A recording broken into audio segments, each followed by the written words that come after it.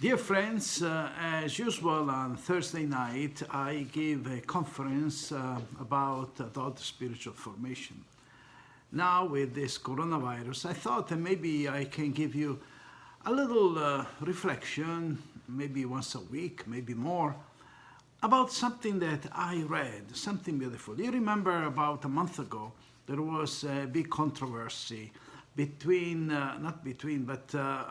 the book that Cardinal Sarah and Benedict XVI, they had written together. When I heard the news, I somehow felt a little bit angry because it says, okay, here we go again. The traditionalists are going to stop, or at least to give trouble to the poor Pope Francis. So I wanted to read that book before I came to make my own judgment. And I bought the book and I read it last week. I think it was an eye-opener, and that's why I decided to share with you. It is a very recent book. It was printed last month, but it is very important because it is very actual, very recent. It's referring to the big discussion that went through during the Synod of the Amazonia in the Vatican 2 or 3 months ago. The book is titled Loving to the End, an ecclesiological and pastoral look at priestly celibacy by Robert Cardinal Sarah. Why do I like to present this to you? Because it's not just a discussion about priestly celibacy in the Catholic Church, but it's going to touch a lot of other issues about the Church, about the priesthood itself, and especially now in this moment of confusion and I would say shame for all the big problems we had in the priest abuse. So maybe this is going to help us to understand a little bit more what the Catholic understanding of the priesthood, of the Church, and celibacy is all about. So I say I'm going to read to you slowly and then make a few comments here and there. But it is something that I really like to do with you. So Cardinal Sarah begins the second part of the book saying that Jesus loved his own till the end. And so this is very, very important. He says that this sentence on the Last Supper, when Jesus was giving the best of himself, when Jesus was giving the last testament, the last desire to his disciples, he says that he loved them till the end. And says, and this expresses well the disposition of soul that are necessary for any reflection on the mystery of the priest. So Cardinal Sarah helps us to understand that when we talk about the priest, about the celibacy, we cannot go into political or ideological discussions, but we have to start from the point of view of the Last Supper, when Jesus says he loved us till the end. The priesthood, the Church, is all question of love. Then Cardinal continues, says, the priesthood, to repeat the words of the Curé d'Ars, is the love of the heart of Jesus. Imagine, the priesthood is the love of the heart of Jesus. Something so profound, but also so clear, so important. So either we look at the priesthood as a pastoral organization, or we look at the priest as the center of the love of the heart of Jesus. So he says again, my bishop's heart is worried. I have met with many priests who are disoriented, disturbed, and wounded. Yes, as a priest also myself, many times I feel wounded because, you give all your life to your people. You give all your life to Jesus. And then all of a sudden you feel that people really don't care. Actually, they criticize. Actually, they misinterpret. They don't understand what really the life of a priest is all about. So then it continues, says, the priest is a gift of Christ. Okay, again, the priesthood is a gift. It's not a career. It's not a profession. It's not a research. The priest is a gift. It's Jesus who gives us the priest. Jesus gives me the vocation, the calling, but then Jesus gives me to the people. So you see that it is important to understand this, because sometimes we demand or we somehow criticize, or sometimes we expect the priest because we think it is a functionary, because we think sometimes that he has to work the 8 hours like everybody else. No. The priest is the gift of the heart of Jesus, first to his church, and then to his people and to the world. This is very, very beautiful. Vocation to the priesthood comes from the heart of Jesus.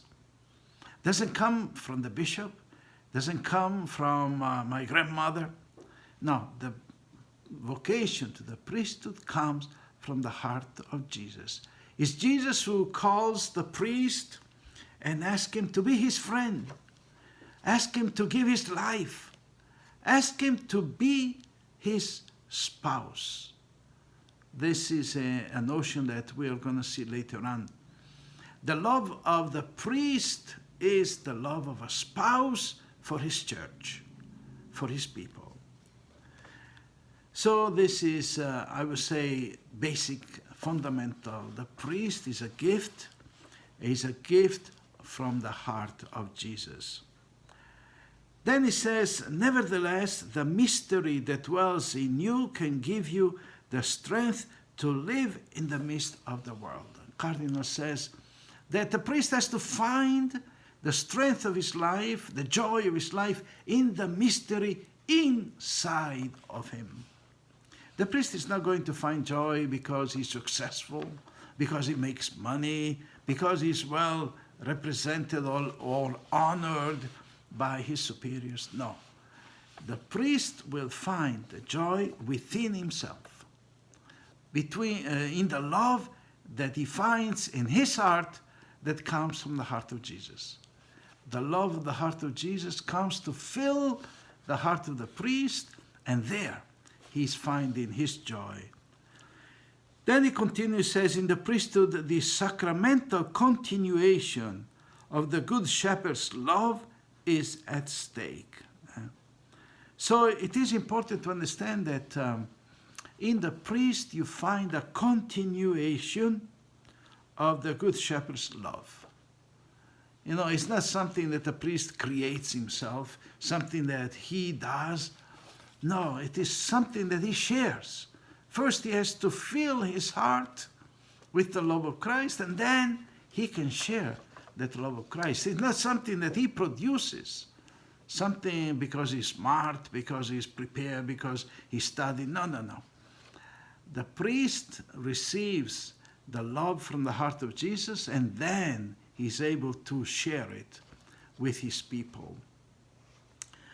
So it says, our pastoral reflection must not be endured to current events alone, or reduced to a sociological analysis. It is urgent to nourish it through contemplation and to structure it through theology.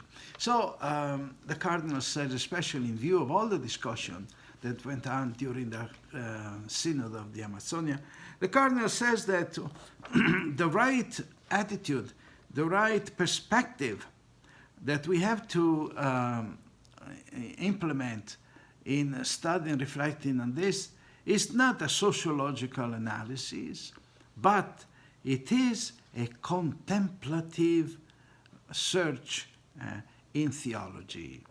So we have to look for the theological, spiritual foundation of the priesthood, not the sociological or the functional way in which we live the priesthood today. So the cardinal goes straight to the point, and he says that, I'm sure that the thought that the possibility of ordaining married men would be a pastoral catastrophe and will lead to ecclesiological confusion and will obscure our understanding of the priesthood. So I have to say that the cardinal here is very, very clear, very prompt, and very, I would say, almost strong language. He says that to ordain married men, like it was discussed during the synod, and remember that the majority of the bishops in the synod were agreeing to this vision. That's why Cardinal, by the way, Cardinal is one of the major prefects of the Congregation of the Liturgy in the Vatican. He's not someone just, outside. He is, I think, the third man most important in the Vatican. Anyway, he says that the thought of ordaining married men would be a catastrophe on the pastoral level. And it would be an ecclesiological confusion. I mean, we will confuse even in the understanding of the church, what the church is all about. And then finally he says, he will obscure and misunderstand the whole nature of priesthood. So the cardinal then goes right into number one, the pastoral catastrophe. He says, the priesthood is an ontological entrance into the yes of Christ the priest. Let me just say, first of all, what he wants to say. First of all, the priesthood is not a functionary. He's not just there to celebrate Mass, to give the sacraments. He's not just doing a job. The priest has to become one with Christ and enter, he says, the entrance into the yes of Christ the priest. He has, in a way, to become unified, one with Christ, who is responding yes to the Father. So the priest becomes united with Christ. Then he says, Jesus reveals to us in his person the fullness of the priesthood. If we want to really understand what the priesthood is all about, naturally we have to look at the high priest, which is Jesus Christ. So he is the fullness of the priesthood. I only have a little bit of his share, but the real fulfilled priesthood is in Jesus Christ.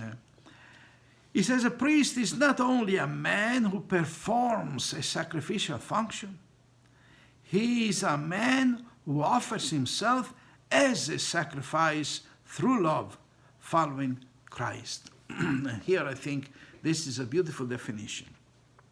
So a priest is not a man who performs a sacrificial function. Remember the priests in the Old Testament? In the Temple of Jerusalem? They were there to function. They were there to sacrifice the lambs. And once a year, only once a year, the high priest was allowed to go into the holiest of holies in union, in contact with God himself. Once a year, the high priest only. So you see that the function of the Old Testament was very clear. And remember that the priests in the Old Testament, they were priests only when they were sacrificing. For the rest, they were just regular people, family people. That's why they were married, they had children. But they were supposed to serve.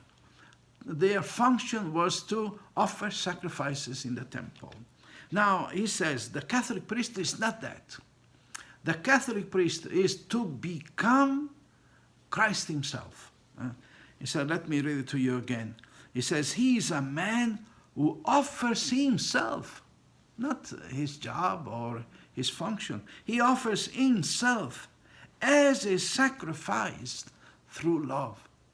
So he's sacrificing all of himself following the example of Christ. So you see, the Catholic priesthood is a state of life. It is a life. It's not a job. It's not a function. It's not a helping hand. No. The priest is a state of life. His life is united, is taken to be the sacrifice of Christ. So you see that it concludes that priestly celibacy is an expression of the intention to place oneself at the disposal of the Lord and at the disposal of the world.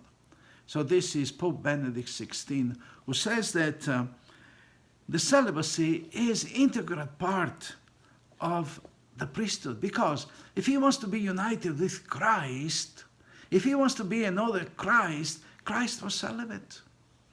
Christ was totally given for the salvation of the church, for the salvation of his people. So if the priest wants to be like Christ, he has to follow the same example. He has to be celibate and totally, body, soul, emotions, love, everything has to be given to Christ. So again, Pope Benedict XVI says, to be a priest is not, the priesthood is not a spiritual supplement. So it is not the priestly celibate. It's not just this, just okay because he has more time. A spiritual supplement is something added to it. No, it's the nature itself of the life of the priesthood. He says it's not a spiritual supplement in the priest's life. A consistent priestly life ontologically requires celibacy. This is a very strong sentence, but very important. He says, always here, Pope Benedict XVI, a consistent priestly life ontologically means in nature itself. Ontological means biological. It means that the priest is biologically united with Christ, and so he, by necessity, he needs to be celibate. Because if he wants to give all his life, all his love to Christ, then he cannot give it to anybody else. Then Benedict XVI again continues in reflecting in the Old Testament, the priesthood was only functional. The tribe of the Levites, they were chosen among the tribes of Israel to be at the service of the temple. Their job was to take care of the temple and also to sacrifice. So it says, even in the Old Testament, imagine, when the priest was supposed to go to the temple to offer sacrifices, he was supposed to abstain from sexual relationship with his wife. Imagine. That was one of the requirements of the priest in the Old Testament. So whenever he was supposed to go up to the temple to offer sacrifices, to offer his service, he was already requested to abstain from sexual relationships. So that in this sense, he was only requested when he was going up to the temple. But because the priest now is requested to become united with Christ every day of his life, so it becomes natural that he has to abstain every day of his life from any sexual relationships. So Benedict XVI is going back to the Old Testament. Imagine, celibacy was a requirement for the priest since the Old Testament. Then he says, Benedict XVI tells us also that the priesthood, because it involves offering the sacrifice of the Mass, he makes a matrimonial bond impossible.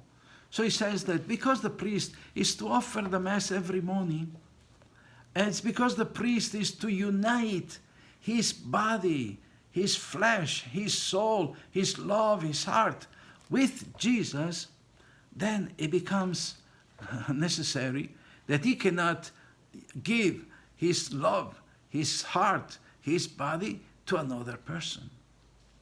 If he has to be one with Christ, then he cannot be one with anyone else. And so, again, Pope Benedict XVI says that the Eucharist is almost demanding that the priest be celibate. He says, I would like to underscore this last point. For a priest, the celebration of the Eucharist does not amount only to carrying out the rites, to carrying out the service.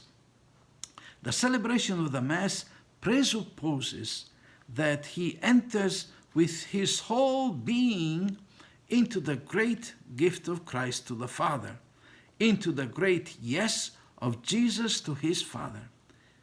Into your hands I commend my spirit. Now, celibacy is a definitive yes.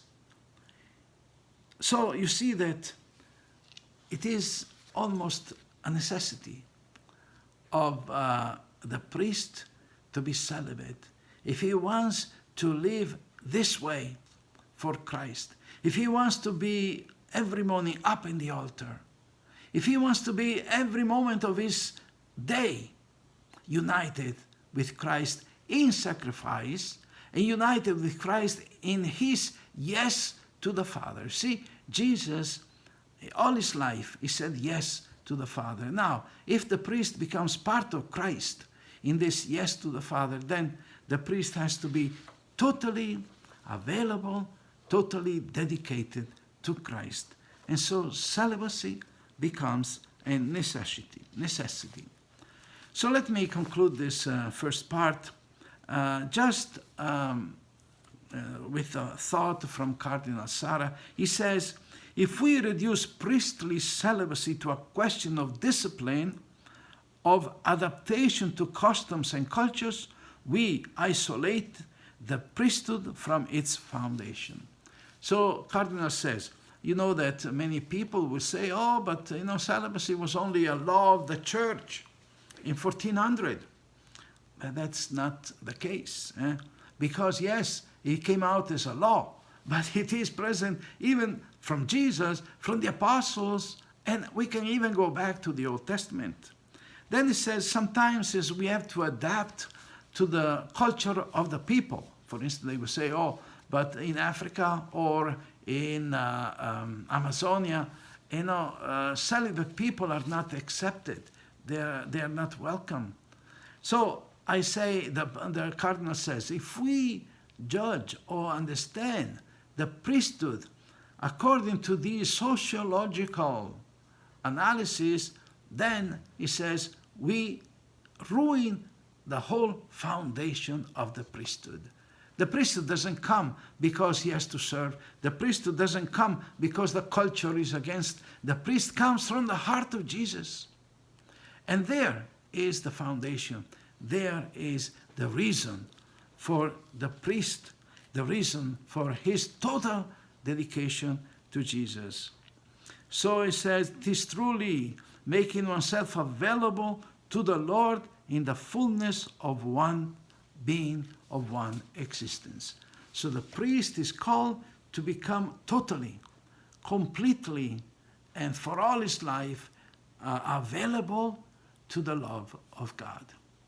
God bless you, and we'll continue next time with another chapter of this book from Cardinal Robert Sarah.